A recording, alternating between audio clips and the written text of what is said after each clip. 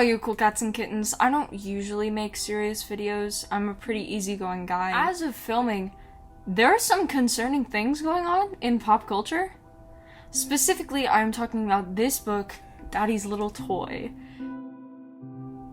It genuinely makes me so ill to read the premise of this book as well as the quotes on the back, so trigger warnings for talks of pedophilia, grooming, predatory behavior, and all-around bad vibes.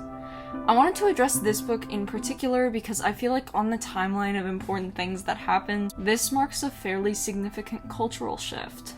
The fact that something like this is able to be published, able to be read, feels very dystopian to me in a way that I cannot explain. I know this book was self-published using Amazon's new tool on book publishing and that, but I feel like maybe there should be more restrictions on what you're allowed to publish.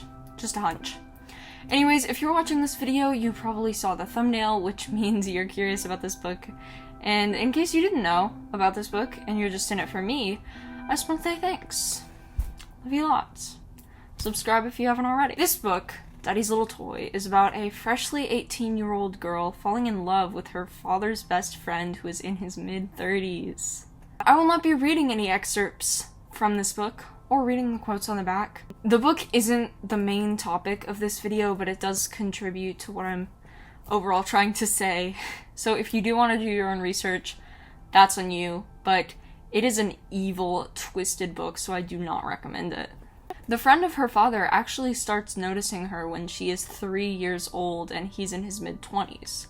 On top of that, in the author's dedication, she mentions she will never be able to see her own kids the same way after this. Thankfully, the author has been arrested on account of possessing child pornographic materials, and I pray she doesn't get out of jail anytime soon. Now that bringing that up is over and done with, I do want to say that this book has since been taken down. Everyone cheered. Now to the main point of this video. The book and books like these normalize pedophilia.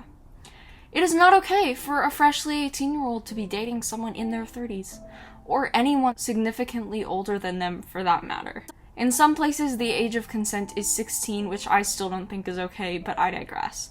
If your age ends with a teen, you shouldn't be getting involved with anyone in their 30s or mid-20s. I do agree that stories centering around personal experiences should be encouraged, but that's when they're in a respectful light. What Lolita did that this book didn't was portray grooming in a genuinely malicious light, showing that that's not something that's okay or should be normalized. This book shows it in a romantic light, portraying pedophilia as caring or suave, when in reality it is a form of abuse. When more books like this are able to be published and become mainstream, this makes it more societally acceptable for real cases of pedophilia to be swept under the rug because it's normal. This isn't something that should be normal. Anyways, after the book was taken down, there was a surprising amount of pushback from audiences, saying that it was a violation of free speech that this woman couldn't share her book, and that they couldn't read it. To that I say, okay, that's fine. Literally, as long as books like these, movies like these, any song portraying these things in a positive light is abolished and banned, the world would be a better place. More examples of fiction affecting reality would be that if you watch crime shows or spy shows a lot, you'll probably be more inclined to want to be an officer or an undercover agent. As well as when we want kids to learn to be kind or brush their teeth, we read stories to them about kids who are kind or do brush their teeth so our kids will learn. Fiction has always affected reality. Saying that it doesn't is creating a safe space for pedos and lolicons to be able to say, well, they're not real kids and this situation isn't real, so I'm allowed to romanticize it.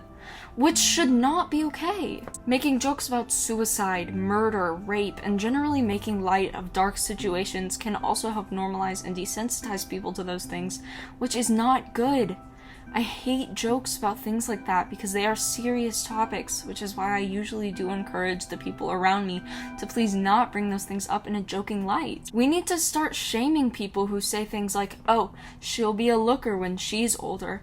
Don't go breaking hearts, and making comments about bodies and boyfriends and girlfriends and makeup to young kids, because while that may start out as innocent comments, nothing about the implication is innocent. In conclusion, I do believe in the death penalty. And I'll leave it at that.